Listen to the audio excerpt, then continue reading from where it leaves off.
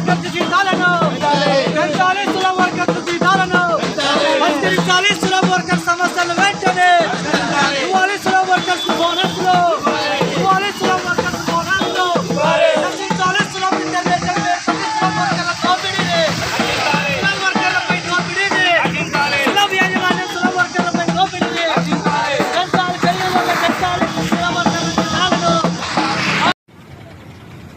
కార్మికుల యొక్క సంక్షేమం ఆరోగ్యం దృష్టిలో పెట్టుకుని 220 సులభులను ఏర్పాటు చేసింది సింగరేణి యాజమాన్యం.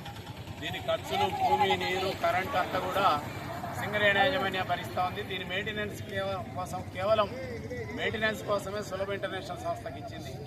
అయితే సులభ ఇంటర్నేషనల్ సంస్థ వాలంటరీ సంస్థ ముసుగులో కార్మికుల యొక్క శ్రమ దోపిడీ చేస్తూ ఉంది.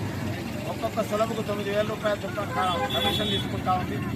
కానీ కార్మికులకు బోనస్ కానీ, పిఎఫ్ కానీ, హాస్పిటల్ బుక్స్ కానీ, ప్రమాద బీమా కానీ ఏవి ఇవ్వట్లేదు. అదేవిధంగా జీతాలు కూడా సరిగ్గా ఇవ్వనటువంటి ఒక పరిస్థితి ఉంది. కార్మికులకు ఇవ్వాల్సినటువంటి రక్షణ పరికరాలు, గ్లౌజులు కానీ, మాస్కులు కానీ, బూట్లు కానీ ఏవి ఇవ్వట్లేదు. ఇవ్వాల్సిన మెటీరియల్ కూడా క్వాలిటీ ఇవ్వటం లేదు. అందుకే సింగరేణిలో పనిచేస్తున్నటువంటి సులభ కార్మికుల యొక్క సమస్యలు పరిష్కరించాలని, వీళ్ళకి సంబంధించినటువంటి చట్టబద్ధ హక్కులను అమలు చేయాలని ఐఎఫ్టీ ఆధ్వర్యంలో అనేక సార్లు ఆందోళన చేసినాం. కేవలం ఐఎఫ్టీ పోరాటాల వల్ల ఐఎఫ్టీ జీవో మాత్రమే, కనీస వేతనాల జీవో మాత్రమే అమలు అవుతుంది తప్ప ఇతర హక్కులు అమలు కావటం లేదు. అందుకే సింగరేణి యాజమాన్యానికి మేము కోరేటువంటిది, సింగరేణి సులభ దగ్గర సులభకు మీరు ఇస్తున్నటువంటి 25,000 రూపాయల్లో మీరు కేవలం 16,000 ఖర్చు పెడితే 9,000 వాళ్ళు తీసుకుంటున్నారు కమిషన్. కనుక వాళ్ళందరితోటి సులభ యాజమాన్యంతో మీరు ఈ హక్కులన్నీ కూడా అమలు చేయించాల్సిన బాధ్యత మీది. ప్రిన్సిపల్ ఎంప్లాయర్గా మీ బాధ్యత మీది.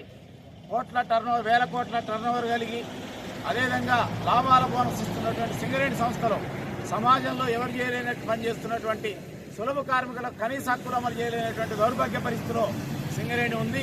కనుక ఇప్పటికైనా మేము కోరేటువంటిది, తక్షణం సింగరేణి సులభ కార్మికుల సమస్యల మీద మీరు దృష్టి పెట్టాలి. కాంట్రాక్ట్ కార్మికులకు ఇచ్చేటువంటి అన్ని హక్కులు కూడా వీళ్ళకి అమలు చేయాలి. మీరు ఈ సమస్యల్ని పరిష్కరించకపోతే మేము ఈ నెల 16వ తారీఖు నుంచి సమ్మె చేస్తామని కూడా తెలియజేస్తా ఉన్నాం. దాంట్లో ఎక్కడైతే సులభులు ఉన్నాయో మొత్తం అన్ని జిఎం ఆఫీసుల ముందు బడ్జెట్లతోటి, చీపుర్లతోటి ఖచ్చితంగా మేము నిరసన తెలియజేస్తాం, సమ్మెలో పోతాం. ఇప్పటికైనా మీరు కార్మికుల సమస్యల పట్ల మీరు దృష్టి పెట్టి వెంటనే పరిష్కారం చేయాలని మేము కోరుతా ఉన్నాం.